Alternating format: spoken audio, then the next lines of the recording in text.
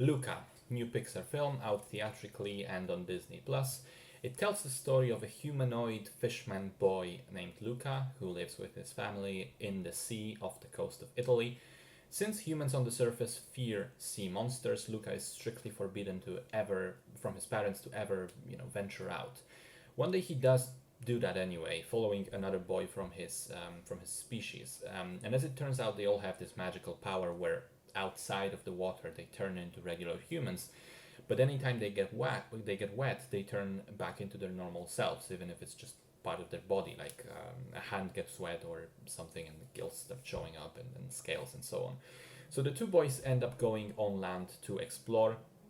They befriend a human girl and decide to take part in an annual race at a local town. But they have to be careful not to let anybody know who they really are. So when the poster and the trailer first came out a couple of months back, I remember people jokingly saying on the internet that it looks like a mashup of Shape of Water, because of the fisherman, and Call Me By Your Name, because of the Italian setting and the two boys as central characters. And tying into that latter comparison, there were also questions. Would this perhaps also turn out to be a gay film, which would be, the first major animated gay movie? Well, the answer is no, but also yes. Put it like this: it's not explicitly about romantic gay love. I mean, Disney would not allow something like that to happen in an animated film. I think it's way too early for them to do that. The central relationship is, as presented in the film, is definitely still, simply friendship. But beneath this, the movie does actually talk a lot about the experience of being gay or transsexual or whatever else, because it goes into the widest and most general issue of living your life pretending you're someone you're not, being in the closet, essentially, pretending you're someone else for fear of being prejudiced against. So the movie doesn't show queer romance, but it doesn't try to hide what it is: a story about finding the courage to be open about what you are, who you are, and on the other hand, to be open to other people and judge them based on character, not on their nature or appearance or preferences or whatever else. Which I think is a great message, honestly, and I think it's handled very well, so that both kids and adults can take something valuable out of the movie. And because the central lesson is so universal at the end of the day, it doesn't really matter how much of the underlying social commentary you understand, to what degree you just take it as a surface level friendship story, because it will still work, I think. And for adults, of course, that underlying layer is very, very obvious anyway. And by the way, I can already sense that there will be butthurt people hearing about this film and then going on the internet to complain that the LGBT agenda or whatever is being put into children's movies now and so on. And to those people, I say, shut the fuck up. Just go and see the film first, and then think for yourself, and then think about what you see and whether you should be upset at all.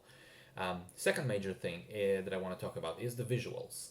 It's Pixar, so naturally the film looks very good.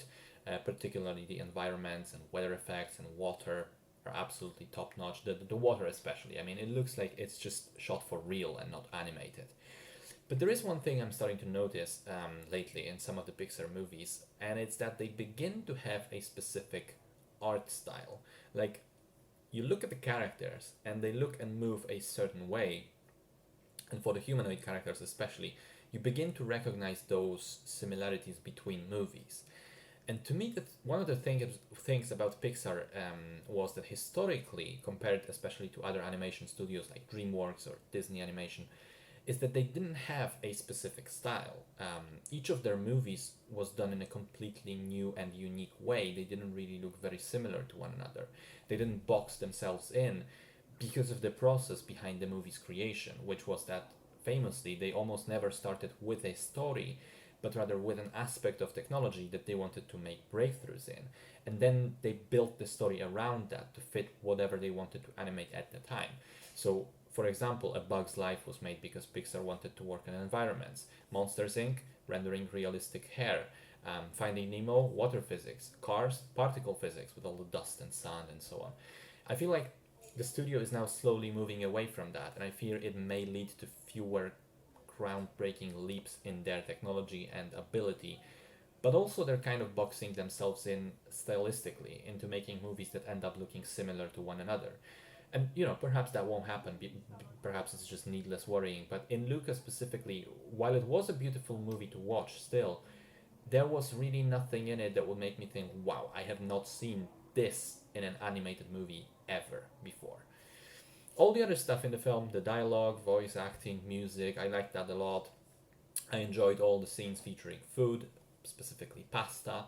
I liked the dynamic between the three kids. I think that the side characters are very well done. The one standout here for me was there's a pair of old Italian ladies which show up multiple times in town, like in the film, basically as background characters. And then towards the end, there is a quick shot with them, which made me sport a very very wide smile. I think it was kind of unexpected and clever, but also fit very well with the emotional climax of the film. So it's a very good film for both kids and adults. It's designed to teach us some important lessons about acceptance, empathy, and understanding for other people, and I think those lessons work. And I think sometimes they maybe are needed even more by adults than by kids.